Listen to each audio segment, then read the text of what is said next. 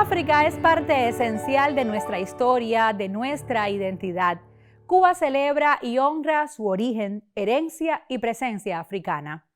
¿Cuáles son los hechos que marcan la historia de nuestra herencia africana?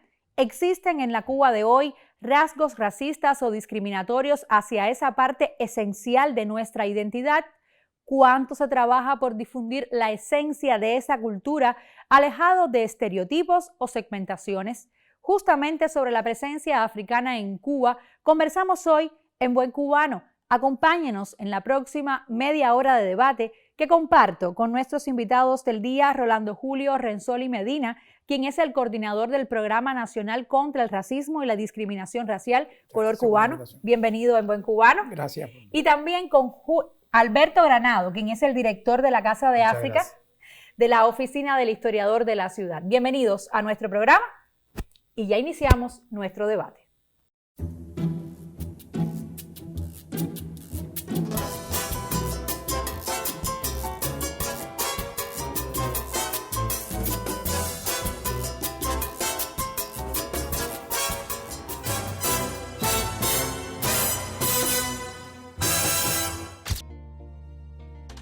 Ubicado en la barriada de Jesús María, en el capitalino municipio de La Habana Vieja, el Centro Cultural Quintín Bandera abrió sus puertas el 24 de febrero de 2023.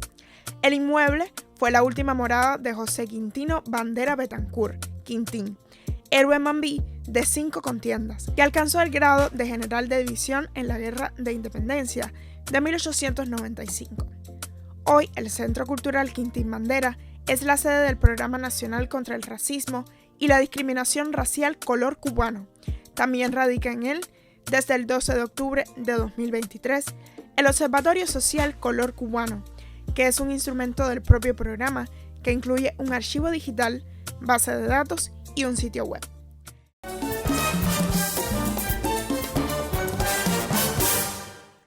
Para abrir el debate en Buen Cubano, ¿cuánto ha incidido la presencia africana en la historia de nuestra nación, en la propia construcción de la identidad cubana? Y siempre la historiografía la ha marcado como tal o la ha marginado.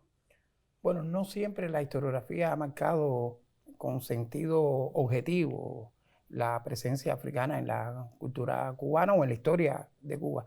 Bueno, la presencia de africanos esclavizados no se puede obviar, ha estado ahí.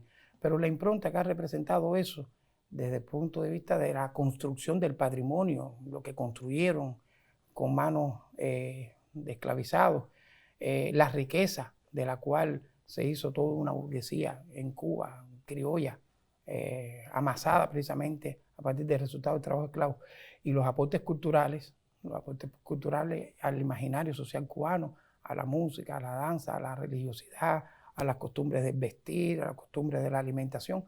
No siempre eso ha estado presente en la historiografía. Muchas veces el aspecto social se ha olvidado y del aspecto económico se ha hablado solamente de la presencia, ni siquiera los aportes. Inclusive nadie lo ha cuantificado tan exactamente.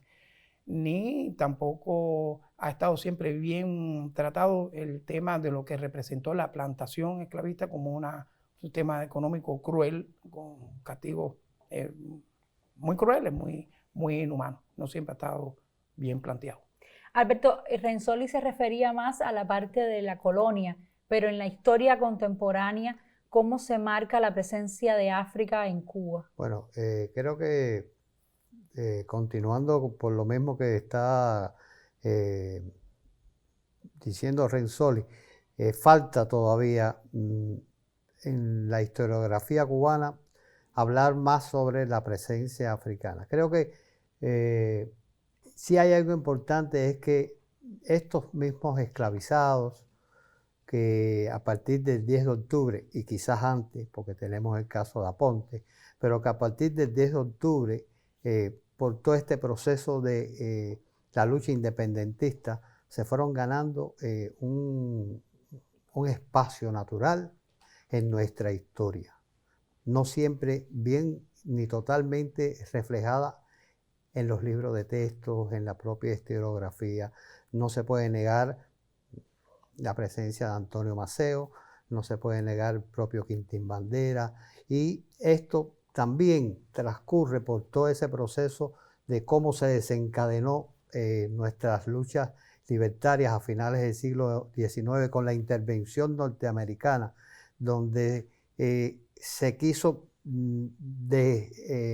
no dar a conocer la propia victoria de nuestro ejército libertador, que estaba granmente con una presencia de africanos y descendientes, sobre todo de africanos, importantes, no solamente como soldados, sino en cargos que ya venían, cargos de jefatura. Y yo creo que también este fue uno de los pretextos de esa intervención y de ese miedo a ese proceso, que continúa en la República y que se hace mucho más feroz ese proceso del racismo que existió y que se ha arraigado dentro del propio elemento de la cultura. Creo que la historia tiene que ser más justa con esos descendientes de africanos que no tenían nombre porque eran esclavos, pero que se lo fueron ganando a partir de su intervención en la propia historia. ¿Cuáles son las manifestaciones culturales o desde la religiosidad? ¿En qué ámbitos de la vida social, de la vida política, de la vida cultural está más marcada la presencia africana en nuestra identidad?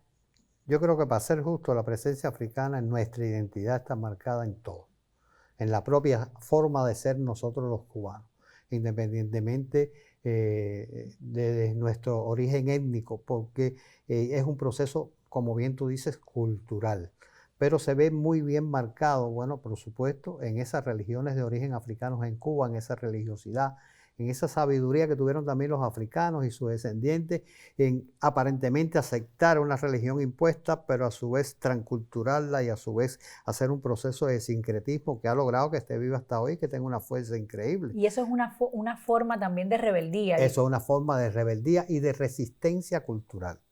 Creo que también la música es innegable en todas las manifestaciones. La clave cubana, los instrumentos. En todas las manifestaciones de la cultura, de alguna manera, en la propia forma de gesticular el cubano, en el teatro, porque estos elementos culturales que entran a través de la cultura africana a convertirse en procesos de la religiosidad popular cubana, la creatividad, el teatro, la música, la danza, todo está ligado, no es un proceso que sea único, sino que todo se liga, inclusive hasta la propia reproducción de los instrumentos musicales, la propia reproducción de los vestuarios. O sea, porque hay una reproducción, no es que ellos tenían esos instrumentos, sino lo fueron reproduciendo a través se acordaban los más ancianos de lo que se veía diciendo de generación en generación. Así que yo creo que en la cultura cubana la presencia africana ha sido esencial. Y así lo afirmó Ortiz cuando dijo: Cuba sin África no es Cuba. Y en la oralidad también, en esta forma de hablar, cuando nosotros hablamos así, que decimos que estamos hablando en buen cubano, pero es como esa oralidad, esa tradición de nuestra oralidad. A mí me gustaría entonces hacer una pausa en nuestra conversación. Tenemos muchísimas preguntas para ustedes y vamos ahora a una pausa para conocer un poquito más sobre la presencia africana en Cuba. En unos minutos volvemos con nuestros invitados.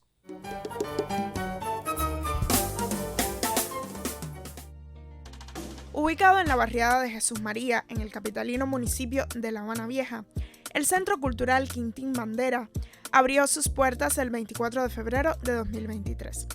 El inmueble fue la última morada de José Quintino Bandera Betancourt, Quintín, héroe mambí de 5 contiendas, que alcanzó el grado de general de división en la Guerra de Independencia de 1895. Hoy, el Centro Cultural Quintín Bandera es la sede del Programa Nacional contra el Racismo y la Discriminación Racial Color Cubano.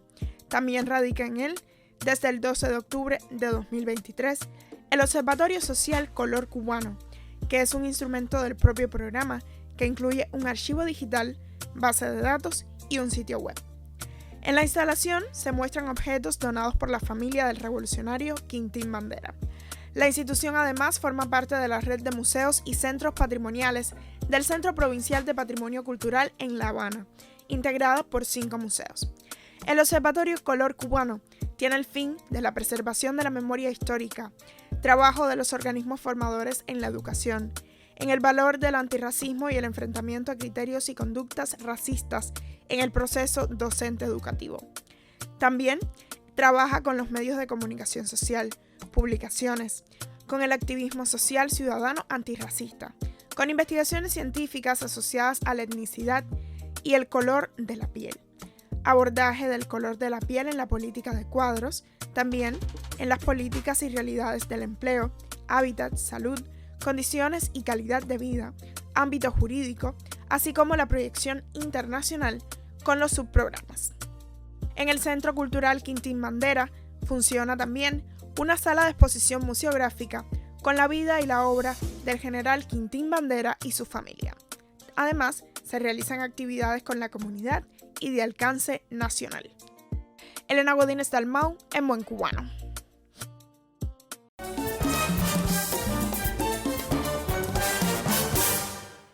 Continuamos hablando en Buen Cubano. El Programa Nacional contra el Racismo y la Discriminación Racial Color Cubano consolida la voluntad política del Estado cubano desde el año 2019 sobre este tema.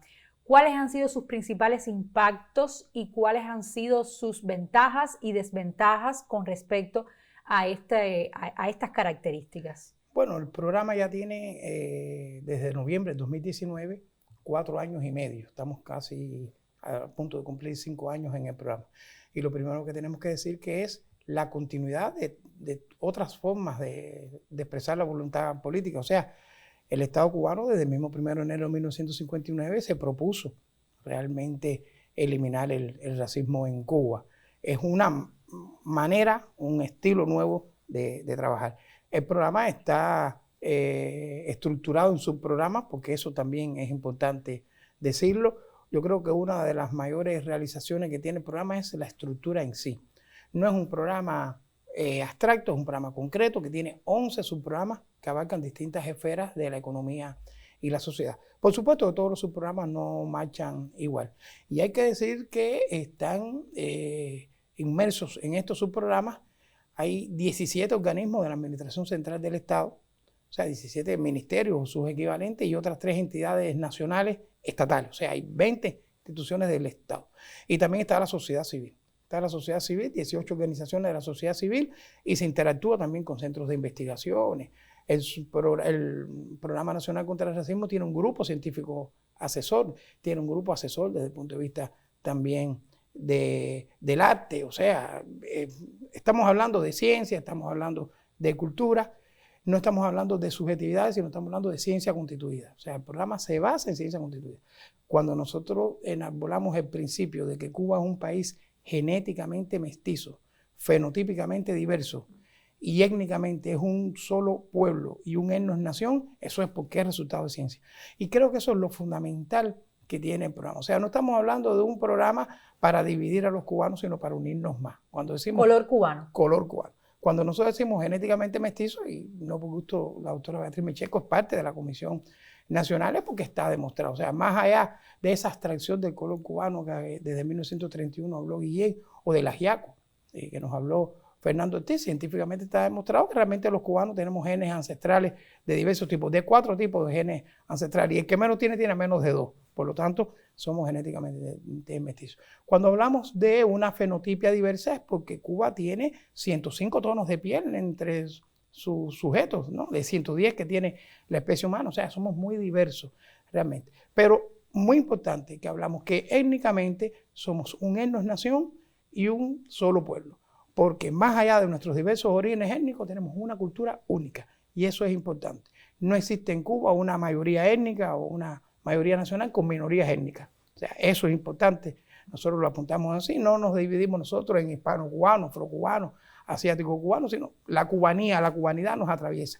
Y eso es una de las líneas que trabaja el programa. Ahora, como tiene 11 subprogramas, bueno, trabaja hacia los organismos formadores, hacia los medios de comunicación social, hacia el hábitat, la salud, las condiciones de vida. Tiene un ámbito jurídico, o sea, la legislación del país se ha profundizado en este tema. Hoy existe todo un articulado en distintos códigos, en distintas leyes que impiden no, que la persona, el ciudadano, puede inclusive acusar, ventilar problemas de desigualdades por esa vía, no solo la del color de la piel, sino otras. O sea, es un programa muy amplio que tiene esa diversidad, tiene una proyección internacional el programa, tiene investigaciones científicas, o sea, es muy, muy amplio. A mí me gusta, Renzoli, pensar que si la herencia africana está tan marcada en nuestra idiosincrasia, en nuestra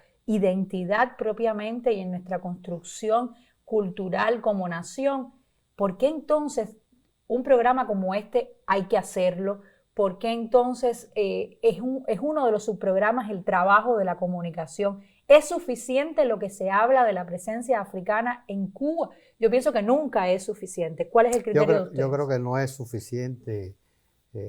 Hay que seguir hablando de la presencia africana en Cuba, sobre todo porque eso nos permite, esto mismo que hablaba Renzoli, de buscar nuevas formas y nuevas vías de poder dar a conocer la importancia que ha tenido dentro de la identidad del cubano y dentro de la cultura cubana la presencia de África, la presencia de estos elementos culturales africanos que a su vez ellos también tuvieron que buscar formas de resistencia cultural y de unidad entre ellos, porque hay veces uno habla de estos procesos y lo veíamos en una pregunta anterior sobre la historiografía en la historia y uno habla de estos procesos y creo que fueron procesos que se hicieron de un día para otro. Entre ellos mismos tuvieron que existir procesos de adaptación, venían de diferentes regiones con diferentes lenguas, aunque lo unía la lengua colonial, que era el español, pero ellos venían con diferentes costumbres y tuvieron ellos que también un poco unirse y que buscar nuevas formas de resistir para tener lo que tenemos hoy. Y creo que eso es importante de conocer también cómo continuó la historia de África, porque siempre hablamos la historia, o sea, lo que pasó con todos esos seres humanos, hombres y mujeres que fueron arrancados de sus contextos y esclavizados. Pero bueno, ¿qué pasó con África? ¿Cómo fue el proceso de esa historia de África? Y yo creo que eso también es importante conocerlo y que se dé a conocer por eso nunca será suficiente hablar sobre África, sobre la historia de África. ¿Y hemos sido los cubanos recíprocos con África? Creo que sí, siempre. Siempre y todavía me atrevo a afirmar todavía sentimos a África como el continente madre. Si España es la nación de la cual se habla del origen, de parte de nuestros orígenes, siempre se habla, independientemente del color que podamos pensar, habla que África es el continente madre. Por lo tanto, si uno ve eso, es que todavía existe esos elementos. Pero también hay otros elementos en los cuales yo creo que también debemos recalcar, es que África ha sido la cuna de la humanidad. De alguna manera todos, de alguna manera nacimos o somos resultado y está comprobado esto científicamente con respecto a estos temas que estamos precisamente conversando. Eso también en las luchas internacionalistas. Las misiones internacionalistas en el continente africano, los cubanos lo hemos asumido de manera natural. Bueno, yo también estuve allí, ¿no? Yo fui uno de esos combatientes. Puedo dar la experiencia personal y la cooperación también, la cooperación que hoy se mantiene, pero además la recepción de estudiantes africanos en Cuba, eso ha estado naturalizado. Cuando hemos estado en África, estamos todavía en África, en cooperación médica, en turismo, en deporte, en varias esferas. El cubano nunca se ha sentido como una cultura extraña en ese lugar, no nos hemos sentido así. Realmente. Y hablamos del cubano y la cubana. O sea, no estamos hablando de un color de piel determinado, de un origen étnico determinado, estamos hablando del cubano. El cubano tiene mucha empatía con África. Y aquí tenemos hoy miles de estudiantes africanos, no solo en ciencias médicas, que es donde el número es mayoritario, pero en ciencias técnicas hay. Pero eso ha sido a lo largo de la historia. Sí. Y yo creo que si todavía hoy, como en un momento determinado, fue ese proceso masivo, como dice Renzoli, que de alguna manera participamos en ese proceso de cooperación y ayuda al continente africano en diferentes factores, en diferentes sectores, en el sector de la educación, como nos tocó a nosotros, como me tocó a mí ir a Sao Tomé y Príncipe a dar mi experiencia como profesor, a cambiar esos conceptos que ellos propiamente tenían. Pero si todavía hoy lo podemos decir, yo creo que si decimos, hay que ir a África, la gente dice, ¿cuándo salimos? ¿Cuándo nos vamos? No hacia dónde vamos. Ok, vamos a hacer una pausa en nuestra conversación y vamos a conocer un poquito más sobre este tema. A la vuelta regresamos con nuestros invitados. Usted sabe que puede participar en nuestro programa. Solamente escríbanos en buencubano@icrt.cu. Ahí le estaremos esperando.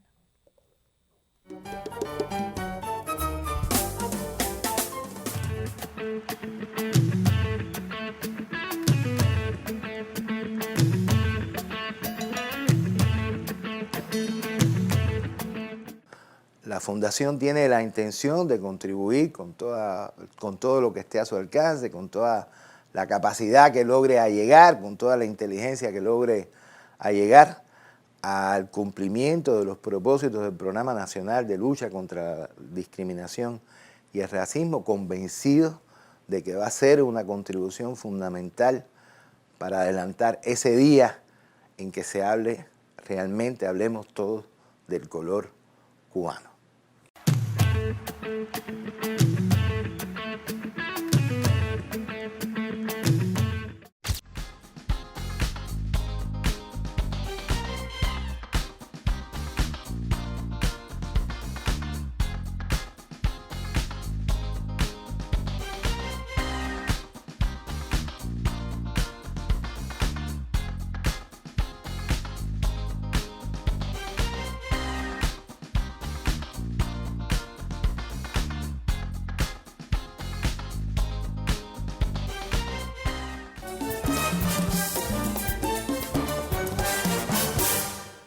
Seguimos hablando en Buen Cubano sobre la presencia de África en Cuba.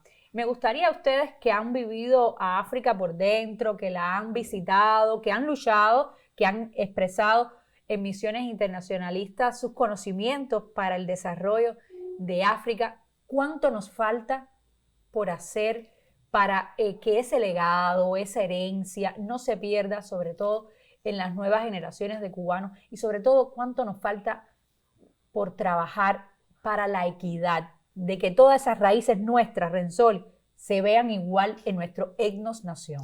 Bueno, muchísimo. Como decía Alberto, en la guerra de independencia estuvieron africanos de nación, como se decía, y los descendientes de africanos. Hubo 17 generales negros y mulatos, que ninguno era africano, pero eran descendientes de africanos. No siempre hablamos de ellos y no basta con publicarlo. Por eso hablamos de la preservación de la memoria histórica. El 80% del ejército libertador eran negros y mulatos también, de alguna manera descendientes de africanos, el 30% de sus oficiales. Y eso no siempre se trabaja. El movimiento obrero y sindical cubano a lo largo de la otra república tuvo valiosos líderes que eran negros y son herederos de ese legado. Jesús Menéndez, Aracelo Iglesias, Lázaro Peña. No siempre se habla hasta llegar a la actualidad. En la campaña de alfabetización, en los maestros voluntarios, hubo siempre esa composición de todos los cubanos, de todos los colores en nuestra lucha. Yo creo que hay que hablar mucho más de eso. En los problemas del hábitat, las condiciones de vida, porque hay una herencia, no se puede negar, una herencia del barracón a las periferias de las ciudades, a la ciudadela, etcétera, que todavía no se ha podido.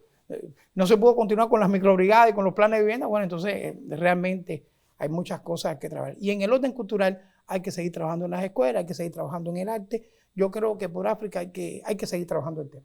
Coincido totalmente con Renzoli y creo que hay que seguir trabajando. Y hay que seguir trabajando a través de dos elementos importantes, que es la cultura y la educación.